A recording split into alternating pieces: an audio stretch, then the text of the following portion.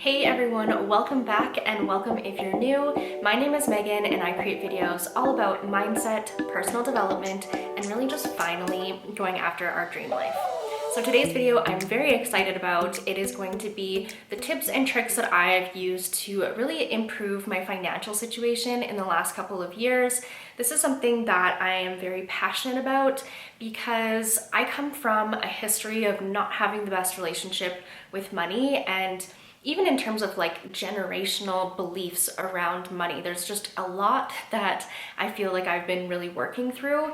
And this is by far the most comfortable I have felt financially ever in my life. And I think a lot of it has to do with these different tools and practices that I have put in place. Money mindset is so important, and I think it's really easy to overlook when we are trying to improve our financial situation. So a lot of the tips that I'm going to be sharing today are not only tangible things that you can do to improve your finances, but that will also help just the way that you feel about money and to feel more abundant and to feel more in control of your life and your finances. So my first tip is to create a future expenses account. And this account is really specifically for those more annoying expenses that you just have to deal with. So for example, contacts is a big one for me where I need them to see. I wear daily contacts. So instead of just going about my life and then getting to that point where I'm like, oh crap, I need to buy contacts, and then having to take a good $200 out of my budget that I have for that week or for that month. I transfer money each and every month so that when it comes to that time of needing contacts,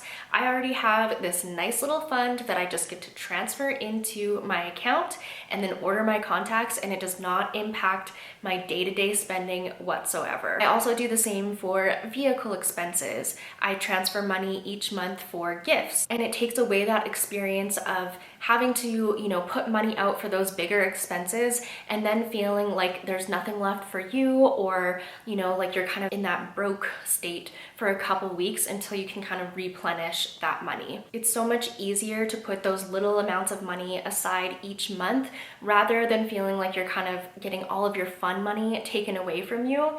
And it's just such an incredible sense of confidence and control when I do have exactly what I need and I can just transfer that over, pay those annoying bills, and really not feel like it's taken a big dip out of what I get to experience for that week or that month. The second tip that I have relates to debt, and I've talked to you guys a little bit before. I have pretty significant student debt. For a long time, anytime I got any extra money, if I got a bonus, if I got a gift, or just any bit of money that was coming in, I would put the entire lump sum down onto my credit. And in theory, this is smart. And yes, you'll obviously pay off things faster doing that.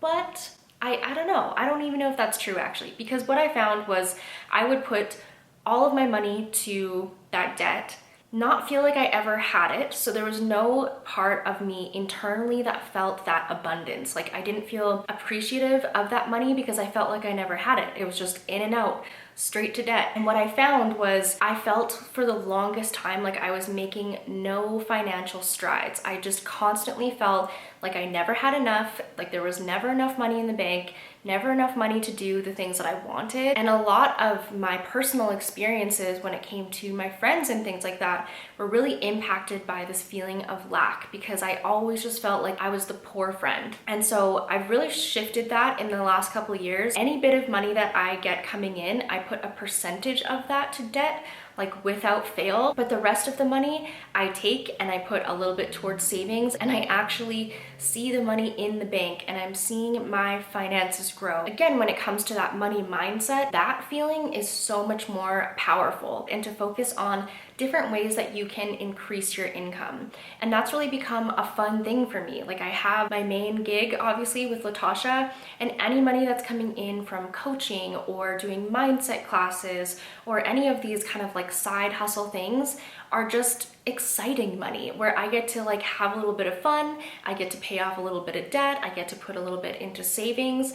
And those side hustle things are so much more enjoyable that way, rather than feeling like I'm grinding and grinding and grinding and never really actually getting to enjoy the feeling of being abundant. This is going to sound really obvious, but waiting until you can afford something to buy it is just such a more satisfying feeling, and it will serve your money mindset and your money energy, I guess you could say, so much more. So something in general that I've just been obsessed about lately is delayed gratification.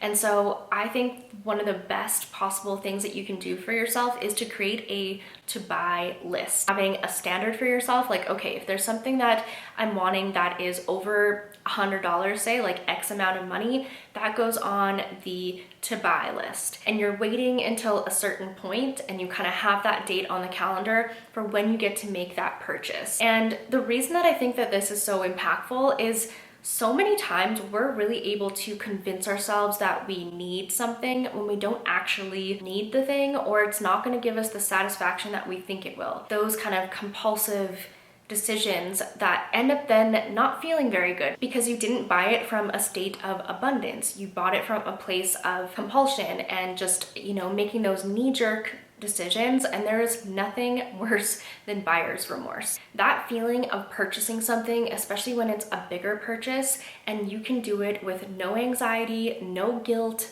no shame, like none of those negative feelings, is true enjoyment and like true power. I'm not a huge spender, but I like nice things, and that's part of the reason that I want to improve my financial situation and to make more money. But having nice things when you're in a feeling of lack or when you feel like you don't have enough is not true abundance, and you don't act that way. Even when you're wearing it, it's like a reminder of the bad decision that you made. Instead of it being this thing where it's like, I worked my butt off for that, I've been waiting for this day and I got to purchase it and it's so good and so exciting. That is such a different energetic feeling. Having a to buy list also gives you motivation and something to look forward to.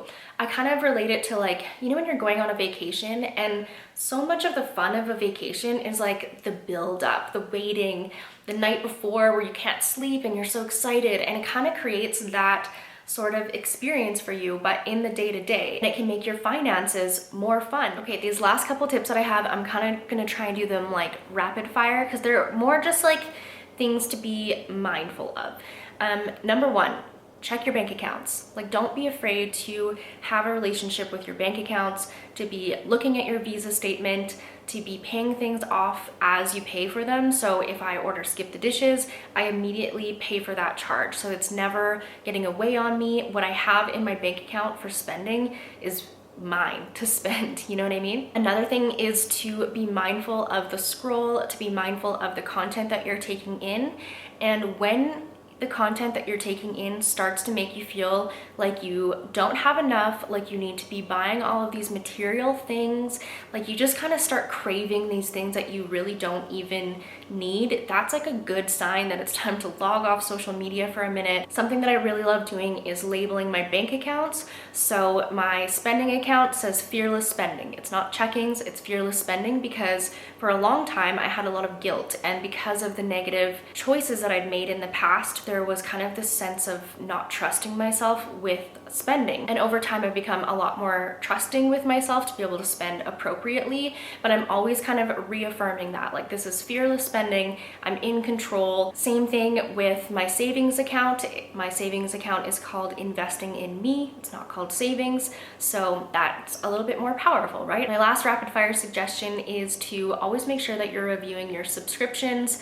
I like refuse to have more than one video subscription at a time, so I'm like the queen of canceling Netflix like every other month and then getting Crave and then canceling that when I've like binged all the videos or things that I want to watch on there. But chances are you don't need like $100 worth of video subscriptions, especially if you have big goals. So I hope you enjoyed this video and that you found these money tips helpful and inspiring to get your finances in a better position this year. If you did like this video, please give it a thumbs up and consider subscribing. Maybe share it with a friend who needs some money motivation. If you don't follow me on Instagram and TikTok, come hang out with me there in between videos. And other than that, I will see you all next week. Bye guys.